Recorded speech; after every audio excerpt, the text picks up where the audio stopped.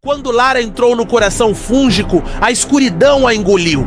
A sensação era de cair sem fim, enquanto a própria realidade parecia se dissolver em fragmentos de memórias, dores e sonhos. Ela viu flashes da antiga vida, Sofia correndo na praia, o rosto de Miguel manchado de sangue, a primeira vez que sorriu depois da queda do mundo. Tudo parecia misturar-se com imagens grotescas, fungos crescendo em cidades, homens e mulheres se transformando em monstros. No centro da escuridão, uma consciência se revelou.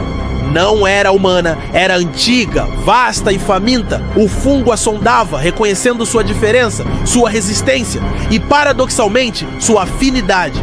Lara entendeu com horror que o fungo não desejava apenas destruir. Ele queria fazer parte, expandir sua consciência, conectando todas as formas de vida. Uma simbiose forçada, eterna. A ligação com Lara era o primeiro passo para isso. Através dela, poderia adaptar-se, evoluir e conquistar não apenas a Terra, mas o próprio tecido da vida.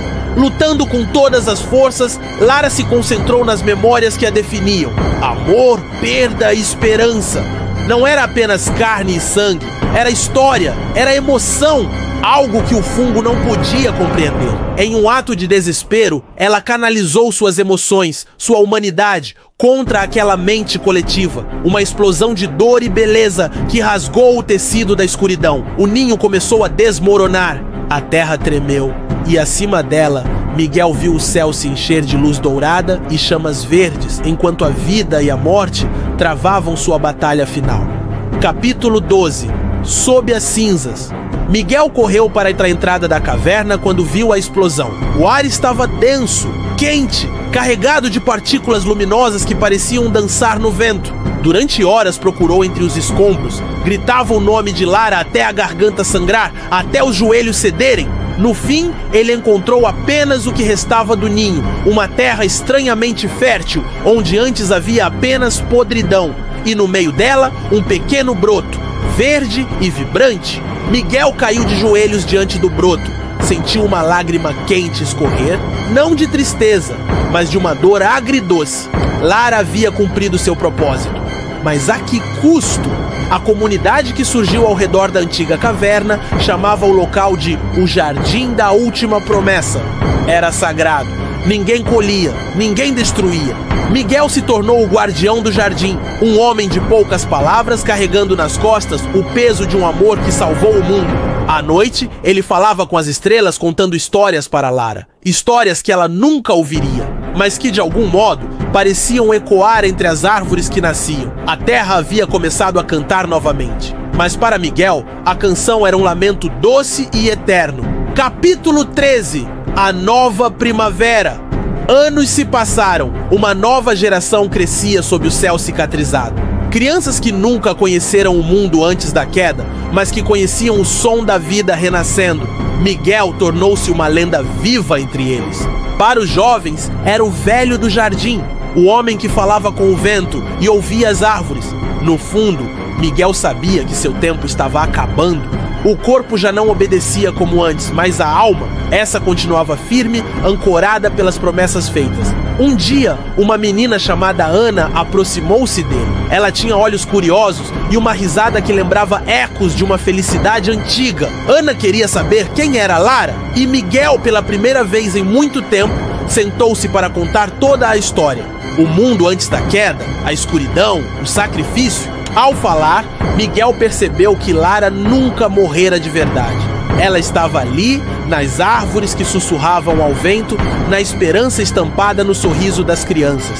Com a voz embargada, ele disse: Lara não salvou apenas o mundo, ela salvou o que havia de melhor dentro de nós. A nova primavera não era apenas feita de flores, era feita de memória, de amor e de sacrifício. Capítulo 14. O sopro das estrelas. Naquela noite, Miguel olhou para o céu estrelado e sentiu o chamado. Algo sereno, quase imperceptível, como uma brisa tocando a alma. Deitou-se junto ao broto original, agora uma árvore robusta, cujos galhos se estendiam como braços protetores sobre a terra sagrada. Seus olhos se fecharam lentamente enquanto sentia o pulsar suave da vida em torno de si, como um embalo de despedida. Nos sonhos viu Lara. Ela caminhava entre campos dourados, vestida de luz. Ela sorriu para ele, aquele sorriso que ele guardava como o mais precioso dos tesouros. Sem medo, Miguel caminhou até ela. Cada passo era uma libertação, cada batida do coração uma celebração do que viveram, do que lutaram. Juntos, sem palavras, seguiram para além do horizonte, para um lugar onde a dor não existia mais. E a música da terra era eterna. Na manhã seguinte, a comunidade encontrou Miguel adormecido sob a árvore. Seus lábios traziam um leve sorriso, como se tivesse partido em paz. No tronco da árvore brotou uma nova inscrição natural, como gravada pelo próprio tempo.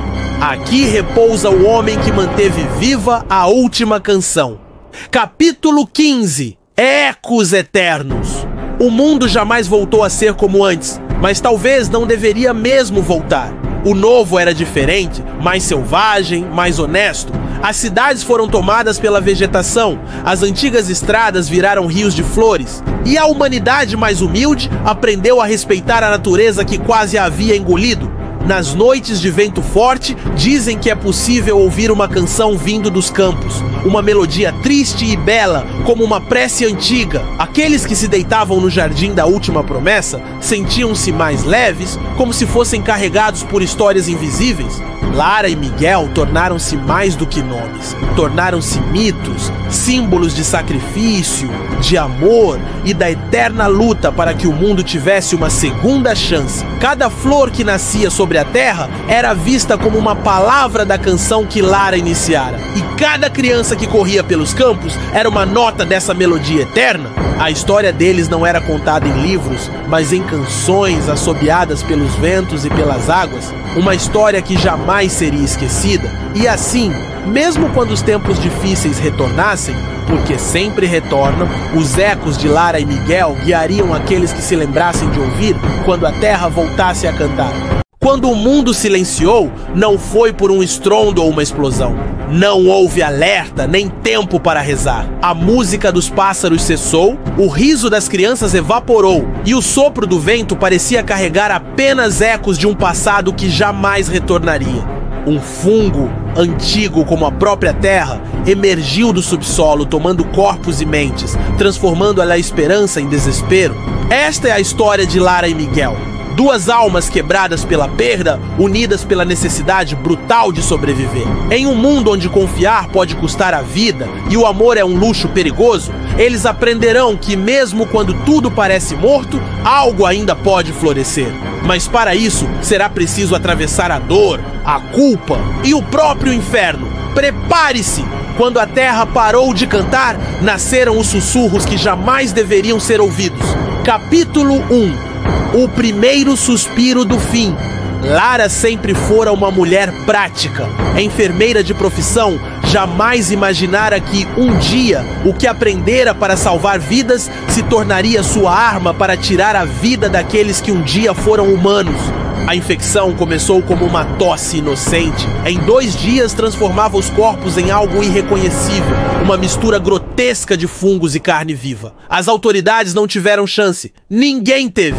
Em meio ao caos, Lara tentava manter sua filha, Sofia, segura. Ela se recordava de amarrar pedaços de pano úmido no rosto da menina, tentando protegê-la dos esporos invisíveis que flutuavam no ar. Mas proteção era apenas uma ilusão. Numa madrugada silenciosa, Sofia adoeceu.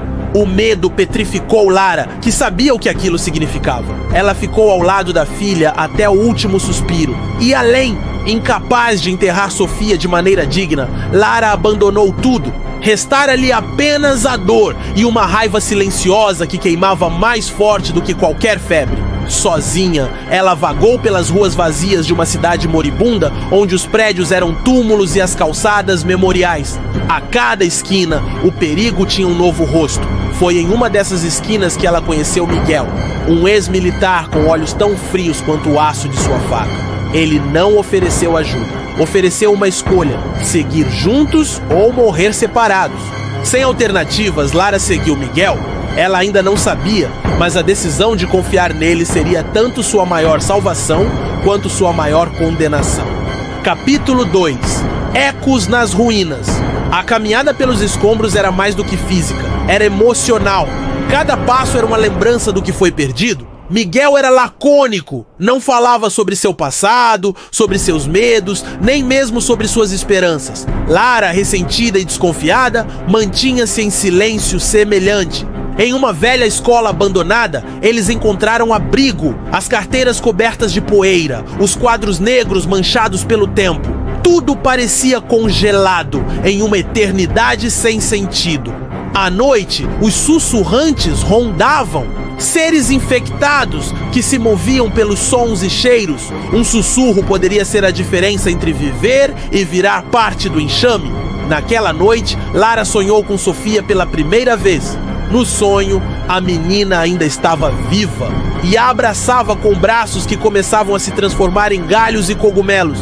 Miguel a acordou bruscamente. Os sussurrantes estavam perto. Eles precisaram fugir às cegas pelos corredores, deixando para trás a falsa segurança que construíram.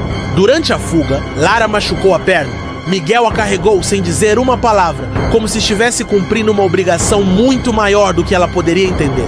Quando finalmente pararam, Lara olhou para ele com desconfiança, mas também com uma nova semente de algo perigoso. Confiança. Capítulo 3. A ponte queimada.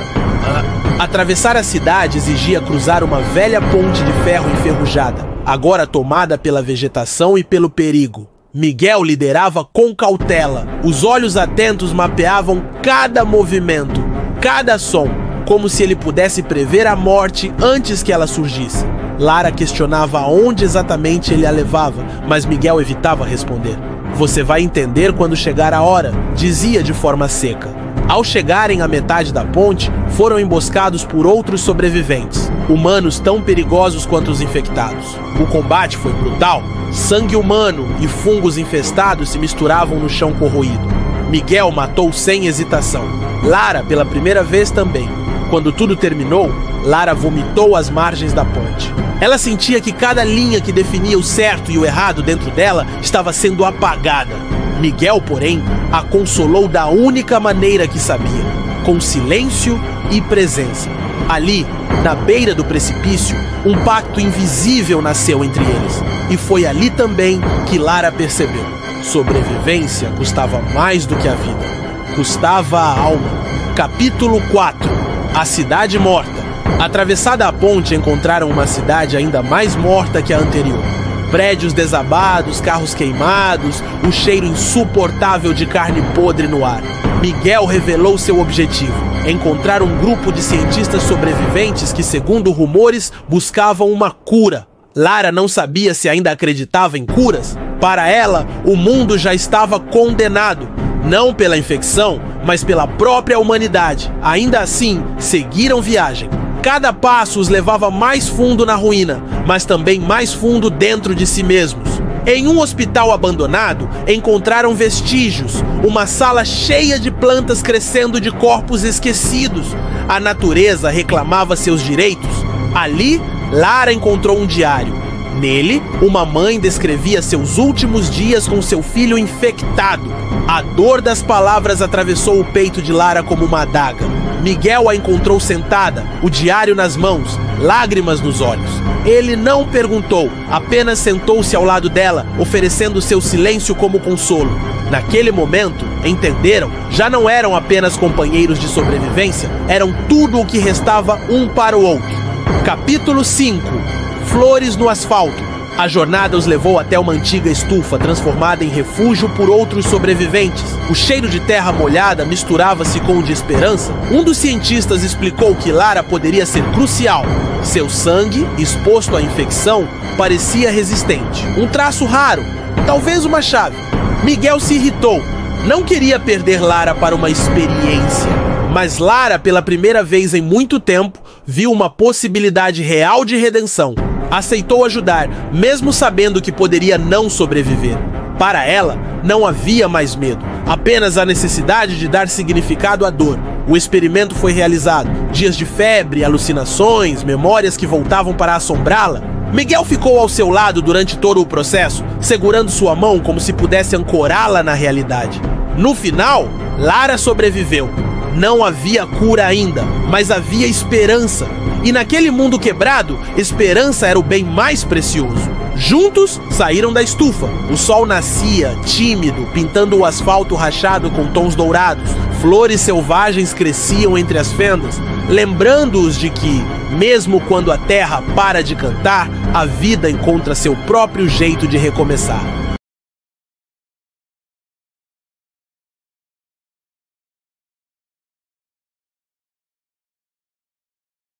Quando o mundo silenciou, não foi por um estrondo ou uma explosão. Não houve alerta, nem tempo para rezar. A música dos pássaros cessou, o riso das crianças evaporou e o sopro do vento parecia carregar apenas ecos de um passado que jamais retornaria. Um fungo, antigo como a própria terra, emergiu do subsolo, tomando corpos e mentes, transformando a esperança em desespero. Esta é a história de Lara e Miguel.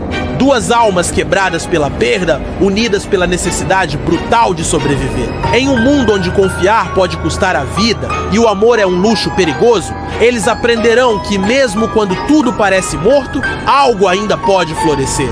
Mas para isso, será preciso atravessar a dor, a culpa e o próprio inferno. Prepare-se! Quando a terra parou de cantar, nasceram os sussurros que jamais deveriam ser ouvidos. Capítulo 1. O primeiro suspiro do fim.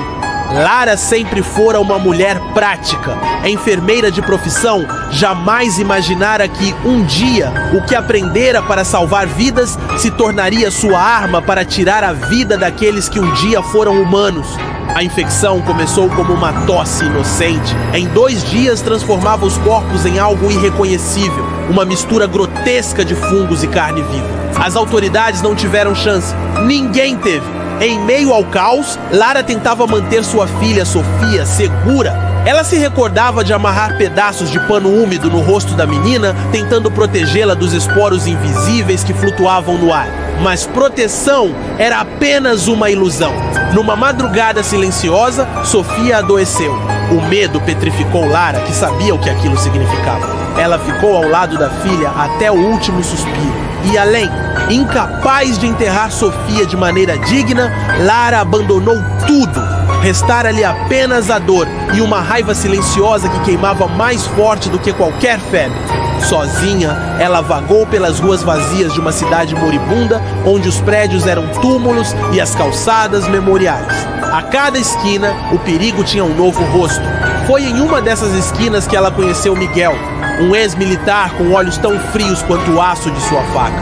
Ele não ofereceu ajuda. Ofereceu uma escolha: seguir juntos ou morrer separados. Sem alternativas, Lara seguiu Miguel. Ela ainda não sabia, mas a decisão de confiar nele seria tanto sua maior salvação quanto sua maior condenação.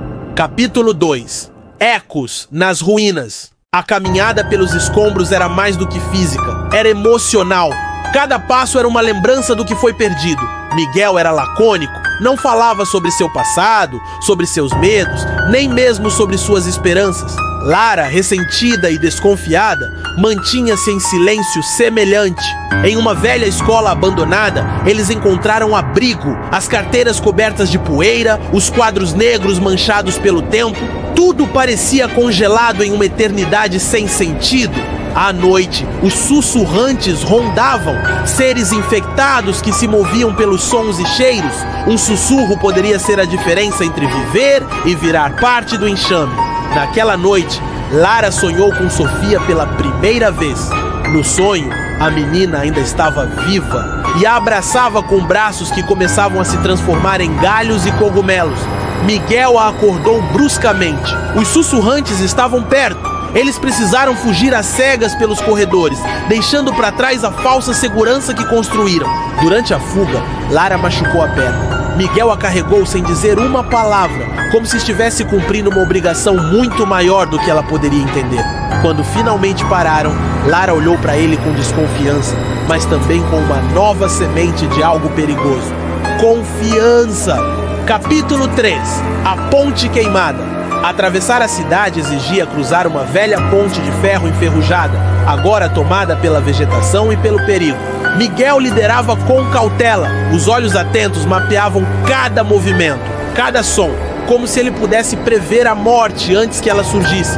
Lara questionava aonde exatamente ele a levava, mas Miguel evitava responder. "Você vai entender quando chegar a hora", dizia de forma seca. Ao chegarem à metade da ponte, foram emboscados por outros sobreviventes, humanos tão perigosos quanto os infectados. O combate foi brutal.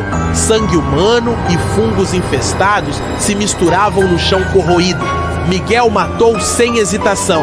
Lara, pela primeira vez também. Quando tudo terminou, Lara vomitou às margens da ponte. Ela sentia que cada linha que definia o certo e o errado dentro dela estava sendo apagada. Miguel, porém, a consolou da única maneira que sabia, com silêncio e presença.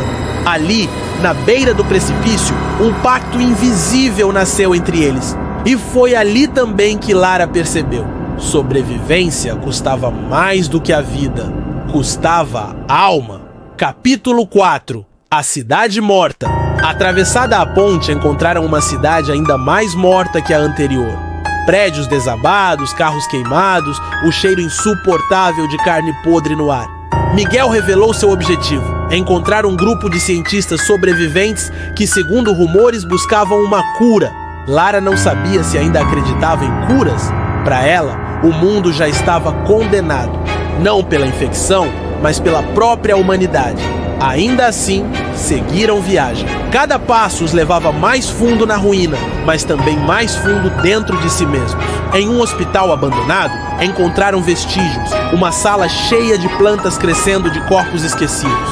A natureza reclamava seus direitos. Ali, Lara encontrou um diário. Nele, uma mãe descrevia seus últimos dias com seu filho infectado. A dor das palavras atravessou o peito de Lara como uma adaga. Miguel a encontrou sentada, o diário nas mãos, lágrimas nos olhos. Ele não perguntou, apenas sentou-se ao lado dela, oferecendo seu silêncio como consolo. Naquele momento, entenderam. Já não eram apenas companheiros de sobrevivência, eram tudo o que restava um para o outro. Capítulo 5. Flores no asfalto. A jornada os levou até uma antiga estufa, transformada em refúgio por outros sobreviventes. O cheiro de terra molhada misturava-se com o de esperança. Um dos cientistas explicou que Lara poderia ser crucial. Seu sangue, exposto à infecção, parecia resistente. Um traço raro, talvez uma chave. Miguel se irritou. Não queria perder Lara para uma experiência, mas Lara, pela primeira vez em muito tempo, viu uma possibilidade real de redenção. Aceitou ajudar, mesmo sabendo que poderia não sobreviver. Para ela, não havia mais medo, apenas a necessidade de dar significado à dor. O experimento foi realizado. Dias de febre, alucinações, memórias que voltavam para assombrá-la. Miguel ficou ao seu lado durante todo o processo, segurando sua mão como se pudesse ancorá-la na realidade. No final, Lara sobreviveu. Não havia cura ainda, mas havia esperança. E naquele mundo quebrado, esperança era o bem mais precioso. Juntos, saíram da estufa. O sol nascia, tímido, pintando o asfalto rachado com tons dourados. Flores selvagens cresciam entre as fendas, lembrando-os de que, mesmo quando a terra para de cantar, a vida encontra seu próprio jeito de recomeçar.